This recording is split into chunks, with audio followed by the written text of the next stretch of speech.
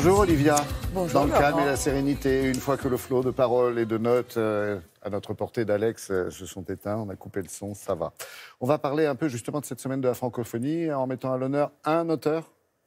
Deux, ça marche. Le premier. Deux personnalités exceptionnelles qui montrent que la francophonie, qui pouvait avoir un petit parfum de poussière, est aujourd'hui vraiment quelque chose d'intéressant et de flamboyant.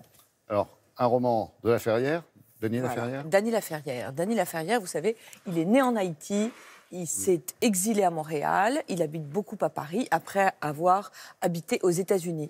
Il déteste être rangé dans une case. Il dit que sa patrie, c'est la Il langue s'enfuit. française. Donc, par exemple, à un moment, on voulait le mettre dans une anthologie de littérature créole. Il dit non, non, non.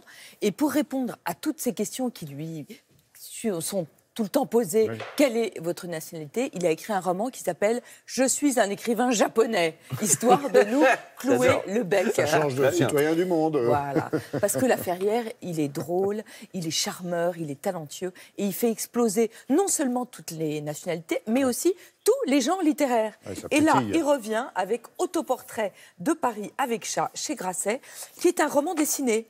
Un jour, il le raconte dans le livre, il va voir son éditeur, Charles Dantzig, à Paris, et Dantzig lui dit « Alors ça va, ton roman ?» Il dit « Non, non, j'ai arrêté. » Ah, bon, quand même. Alors, J'écris bon, plus. qu'est-ce que tu Oh. fais? Il dit « Mais je sais, je fais un truc que je ne sais pas faire. Je dessine. » Et Dantzig lui dit bah, « Écoute, super, tu veux un café ?» Il dit « Non, donne-moi une vodka. » Ok, très bien. Voilà. Il était quelle heure? Il était le matin, je crois, en D'accord, plus. très bien. Voilà, le résultat. C'est un livre monstre, Autoportrait de Paris avec chat. C'est donc un roman dessiné, un peu à la façon des carnets de Johann Sfar, dans lequel il raconte son Paris. Donc c'est une déambulation dans tous les quartiers qu'il dessine, mais c'est aussi la somme de ses admirations. Donc ses admirations, c'est aussi bien Alain Mabanckou, qui est l'autre ambassadeur de la francophonie.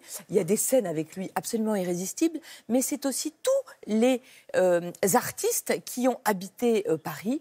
Donc ça peut être par exemple la rencontre entre Queneau et Boris Vian au moment de la parution de l'Écume des jours. Ça peut être la rencontre entre Jean Seberg et Godard. Ça peut être Hemingway. C'est un Paris foisonnant, riche, créatif. Vraiment le Paris qu'on adore. Un Paris réinventé. Denis Laferrière, il aime les buffets chinois. C'est un buffet chinois. Vous avez de la poésie, vous avez de la chanson, vous avez de la littérature. Vous avez tout ça. Et c'est un grand lecteur. Et c'est aussi le livre de toutes ses lectures. C'est absolument passionnant. Il faut des semaines pour en venir à bout. J'imagine. Parce que c'est écrit à la main, il y en a dans tous les sens. Moi, j'adore. Bon, vous en parlez avec tellement de talent que vous nous en reparlerez avant qu'il se mette à la poterie. Oui, Par c'est exemple. ça. Il est capable de tout. C'est pour ça, vous aussi. Vous avez choisi un deuxième livre, alors, complètement différent, c'est La Nuit de la pistache. C'est un livre de recettes, c'est ça? C'est un livre de recettes de littérature. C'est comme Denis Laferrière. Noah Baz, elle fait exploser tous les genres. Il y a des saveurs, alors. Parce que c'est une personnalité absolument hors norme qui est née à Alep à l'aube des années 60. Et ce qui est formidable, c'est que Alep, aujourd'hui ville de désolation, était la ville de toutes les saveurs. C'était une ville qui était au carrefour de tout. Donc elle explique très bien qu'il y avait aussi bien les commerçants perses, les marchands de Venise, des Kurdes, des Arméniens, et que tout ça donnait vraiment une civilisation d'un raffinement extrême. Et au travers de ses souvenirs d'enfance, en 1967, désolation, déjà, sa famille a été obligée de s'exiler au Liban. Et elle nous raconte, au travers des madeleines de son enfance, c'est un livre extrêmement proustien, des recettes qui étaient faites dans sa maison, des odeurs de la gourmandise. Elle nous raconte une ville, elle nous raconte une enfance. Elle dit que la littérature française a été sa première compagne. Et moi, je dis que la littérature française a énormément de chance d'avoir Noah Baz pour compagne, parce que en plus d'être cette personnalité qui nous raconte un Alep disparu, Noah Baz, c'est une pédiatre. Une pédiatre qui soigne des enfants victimes de la guerre. C'est un livre qui est dédié à tous les petits-enfants victimes de la guerre en Syrie.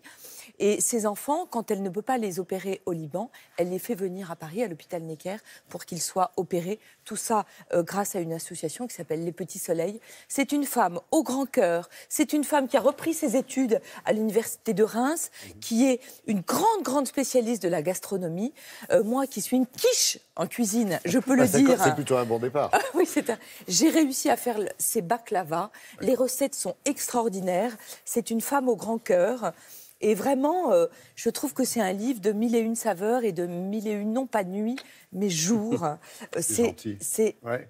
Merci. chez Noir, Blanc, etc., une maison d'édition libanaise. Mais évidemment, vous le commandez à votre librairie parce qu'il faut absolument connaître Noah Baz. Merci Olivia pour ces recettes qui donnent faim des autres. Et c'est énorme. C'est exactement ce qu'elle fait, Noah Baz. Oh, bravo. Je vous en prie, service public.